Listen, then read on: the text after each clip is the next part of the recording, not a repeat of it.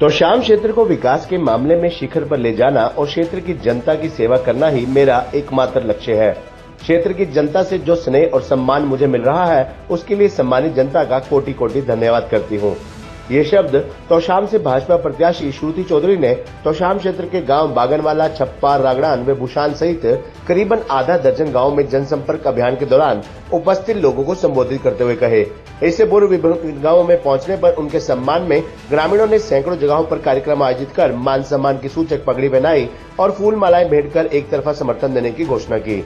उन्होंने उपस्थित लोगों को संबोधित करते हुए कहा कि मुझे 2009 में आप लोगों ने जो मान सम्मान देकर रिकॉर्ड मतों से विजयी बनाया था, उससे भी अधिक सकारात्मक माहौल नजर आ रहा है।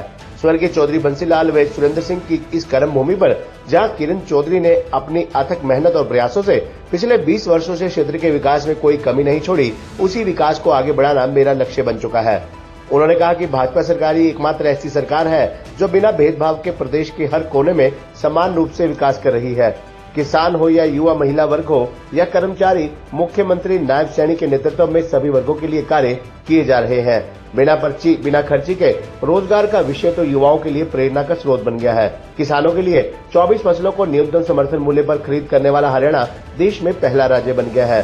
सांसद रहते हुए मैंने अपने स्तर पर पाले से प्रभावित होने वाली फसलों के लिए मुआवजे का प्रावधान करवाया। इससे देश के लाखों किसानों को फायदा हुआ। मेरा लक्ष्य तोशाम क्षेत्र का चहुमुखी विकास करवाना है। पत्रकारों से बातचीत करते हुए उन्होंने कहा कि क्षेत्र की जनता का मुझे आशीर्वाद मिल रहा है, उससे निश्चित हो गया है कि 5 अक्टूबर को सम्मानित जनता कमल के निशान पर बटन दबाकर रिकॉर्ड मतों से विजयी बनाएगी। तोशाम क्षेत्र प्रदेश में बनने वाली तीसरी बार भाजपा की सरकार में अपनी भागीदारी सुनिश्चित करेगा। पत्रकारों से बातचीत में कांग्रेस पर निशाना साधते उन्होंने कहा कि कांग्रेस के पास अब न कोई नीति है, न ही कोई नियत है। कांग्रेस का संगठन पूरी तरह फेल हो चुका है। केवल बाप बेटे के कब्जे वाली पार्टी का कोई भविष्य नहीं है। इसमें वरिष्ठ नेताओं के लिए कोई जगह नहीं है, चाहे कुमारी शैलजा जी हो या रणदीप सुरजेवाला जी। पार्टी में घुटन महसूस कर रहे हैं। प्रदेश में अपना पिछला प्रदर्शन भी कांग्रेस नहीं दोहरा पाएगी। इस अवसर पर उनके साथ बड़ी संख्या में भाजपा कार्यकर्ता और ग्रामीण उपस्थित थे। जैसे आप देख रहे हो कि बिल्कुल खुशी का माहौल है, जश्न का मूड है और जैसे चुनाव में होना चाहिए, क्योंकि एक लोकतंत्र है, ये सबसे बड़ा महोत्सव है। और यहाँ पे सारे की सारे आज कमल खिलाने के लिए बागनवाला गांव में हम खड़े हुए हैं और एक तरफा यहाँ पे चुनाव होता जा रहा है और लोगों का मैं बहुत धन्यवाद करती हूँ। मुख्य तौर पर आप इन लोगों को क्या आश्वासन दे रहे हैं चुनाव के बाद? कुछ विकास की बातें कर रहे हैं आप, काफ़ी लोग प्रभावित विकास और प्रगति में कोई कमी नहीं आने देंगे। मैं बार बार वही दोहराती हूँ कि जो भी सार्वजनिक काम है, कोई भी कमी नहीं आने देंगे। किरण जी ने बहुत मेहनत करके गांव-गांव में काम किए हैं।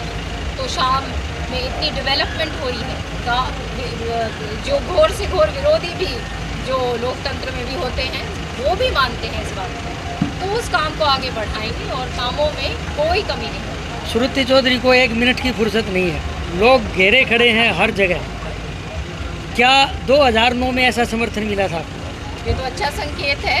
ये राजनीति में तो लोगों का ही सब कुछ, रौनक ही लोगों की है और मैं बहुत खुशनसीब हूँ कि हमेशा मुझे एक स्पेशल लगाव एक बेटी के रूप में, बहन के रूप में मुझे। कांग्रेस प्रत्याशी से आप किस प्रकार का मुकाबला मानते हैं?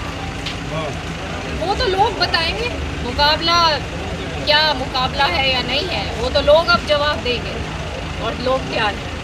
शैलजा जी काफ़ी खामोश हैं। रणदीप जी का भी कल बयान आया है कि कांग्रेस से वो काफ़ी अंदरूनी तौर पर नाराज़गी है उनकी, क्या कहेंगे इसका? कांग्रेस ने तो अपना पूरा विचार बना लिया है हुड्डा जी के नेतृत्व में कि ख़त्म कर दो सब, और वो ही रिजल्ट है कि कांग्रेस का कुछ धरातल पे ना तो ऑर्गेनाइजेशन है ना कुछ है। ये तो बस एक समय की बात है। इस चुनाव के बाद आप देख लीजिएगा कि कांग्रेस कहीं आसपास गांव में दिखेगी ही नहीं।